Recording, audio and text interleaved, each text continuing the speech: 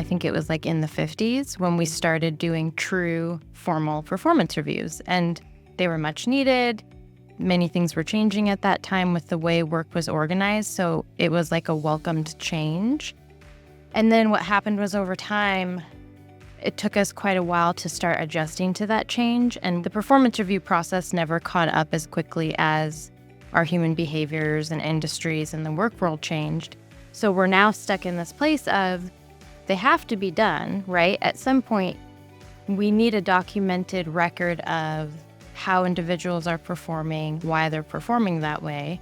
However, at the same time, we're all still a little bit uncomfortable with the inevitable outcome of them, and new trends just keep coming. And I think we jump on the new trends, but we never really have the time to, again, think through what needs to happen for that change or trend to be successful. Ultimately, some of it, of course, is what you can't escape. There are compliance reasons and legal reasons that certain things do have to be documented, how we spend our time and our money. But also there was a demand from workers themselves to feel like, hey, there's stuff that I'm doing that I'm not sure you're even aware of, and I'd like to know that I'm being recognized for that work. Moreover, are we even talking about the correlation between what we're paid and the work that we're doing, and how do we make that fair? All these things came into play. So it's just interesting you have this one event and this one document that impacts so many things at the org level and at the people level.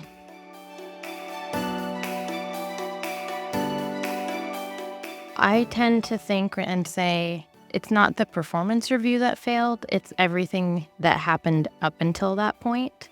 So if the culture isn't there to embrace trust, to embrace communication, to actually allow for meaningful candid feedback on both ends with managers and employees, if expectations aren't set, if what we're doing in our work is not clearly defined, all these little tiny failures happen, and then the performance review is just that symptom or outcome of the problem. And then we get so obsessed with the symptom, and so we never solve it. So it's easy to say, hey, everyone, there's 5,000 employees. We're going to get rid of ratings and just encourage you all to have conversations throughout the year. That doesn't mean anything or change anything if the support isn't there for people to have those conversations, right? So that's one example why when I say it's a symptom versus a problem, there's other things going on that aren't being addressed.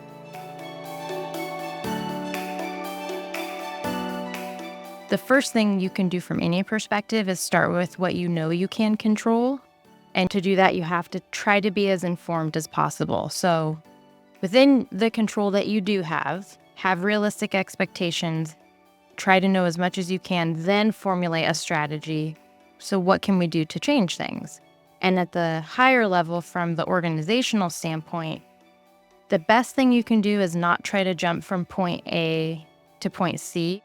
There's a number of small things that can be done to put the right foundation in place that we often skip, and instead we just try to jump on a bandwagon, take on trends just to get an outcome. And then it's like a never-ending cycle. So ask, do we have really well-defined job descriptions? Do we communicate those regularly? Are there core values and a vision that everyone is on the same page with? I think, of course, technology is always important.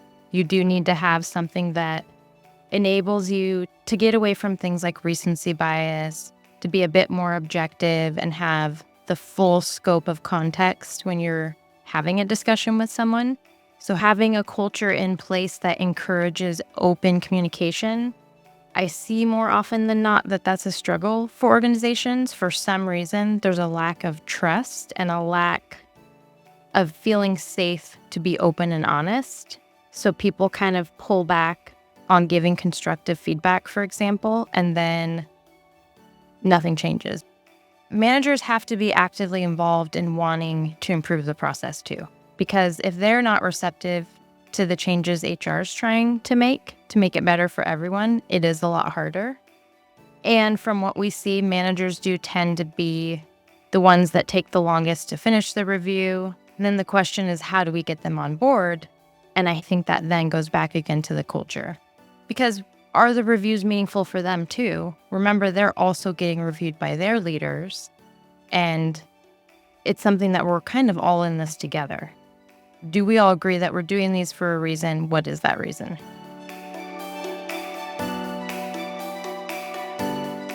I think for managers, it's hard sometimes when you have to have tough conversations, and we're not all comfortable or necessarily equipped all the time to have that conversation, to give the feedback we know isn't the most positive or exciting news to share.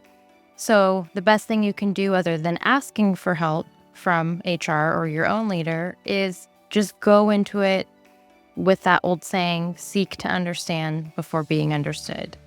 Don't be afraid to ask direct questions to your employee, get an understanding of where they are, why they are feeling that way, and then go into it as if you're solving a problem together versus I have to deliver bad news.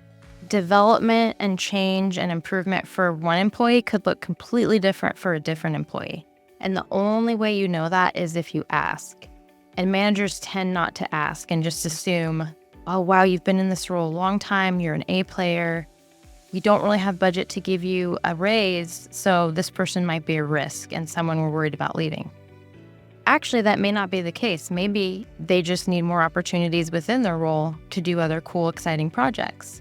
So don't be afraid to find out what motivates people and have personal, individual conversations to get that. And then on the employee side, participate actively in how to make it meaningful for you as well. Don't just wait for your manager to do that for you.